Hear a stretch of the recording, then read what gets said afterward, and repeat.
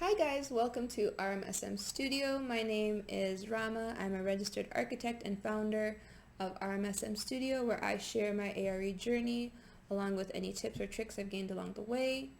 On today's video, we're going to talk about ways that architecture schools, and this can be universities or colleges, or even, architecture programs in high schools, can support ARE test takers and getting people prepared to take their exams.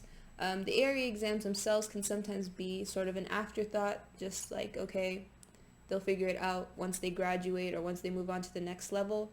But the AREs themselves are kind of a completely self-paced process. And that can leave a lot of people feeling unprepared when they eventually have to get to this step. So I think there's a lot of things that schools can do to sort of give people a leg up on the process, and this can be something that can set a school apart in terms of the level of preparation they give their students and making sure that they have this knowledge, and improve the school scores in terms of the registered architects that they get at the end of the day. So let's get into it. So the first way that architecture schools can support test takers is to build up their library. And this is specifically for architecture registration exam study materials. There's lots of recommendations out there in terms of textbooks that people need or courses that people can use. You can use the NCARB ARE community for this, which I think you can still access even if you've passed all your exams. So if there are architects with access to the NCARB community, they can actually use their accounts to access the ARE community and see the recommended textbooks for each respective exam. And this can definitely sort of set you apart and give your students a leg up, because the textbooks can be one of the most expensive aspects of actually taking the ARE. And it doesn't necessarily have to be just textbooks. It can also be flashcards. Maybe it can also be videos that you get. There's many different types of ARE prep materials. So definitely look into it. And sort of along with this is my second recommendation, which is to look for school licenses for popular materials. Some licenses for things such as Amber Books, if you get multiple or group licenses, they can offer a discount. So definitely look into that and trying to get sort of a deal on your materials where you can. And I would definitely, for my third recommendation, encourage students to start sooner. The AREs can be a very long process. I think on average they take around 2 years. So really the sooner the better in terms of starting. And I feel like there's a lot of misconception in terms of when people should start taking their exams. A lot of people think you should only start taking your exams when you finish the architecture experience program or, the internship process.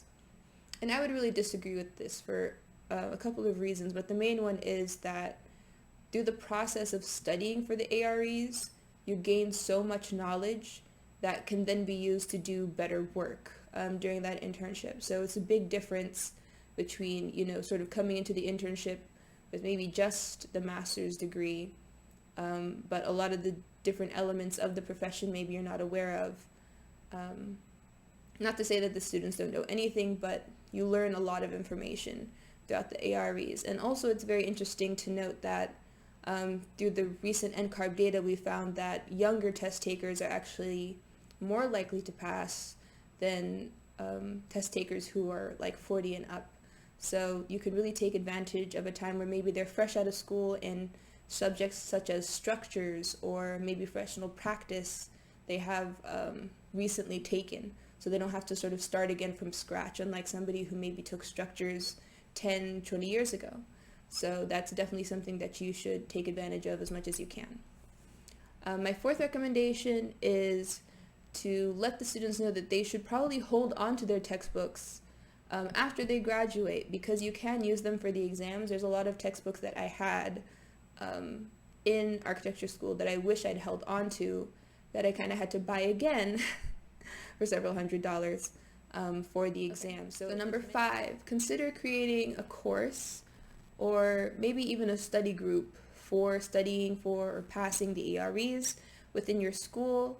I think my alma mater has one, and I'm sure there are several other schools that have them as well, but if your school doesn't, that's definitely something that can be an added benefit to your students and, an added benefit to your school, and that you have a specific course that deals with this very critical component of the registration process. You have your three main branches of, education, experience / internship, and then the exams. The exam is number 3, and it should be, treated as important as it is. So having a course on that and getting people through it can really take a lot of the guesswork out of what is a mainly self-paced process. And a lot of people can feel very lost when they start with it, so you'll definitely be giving your students an advantage there.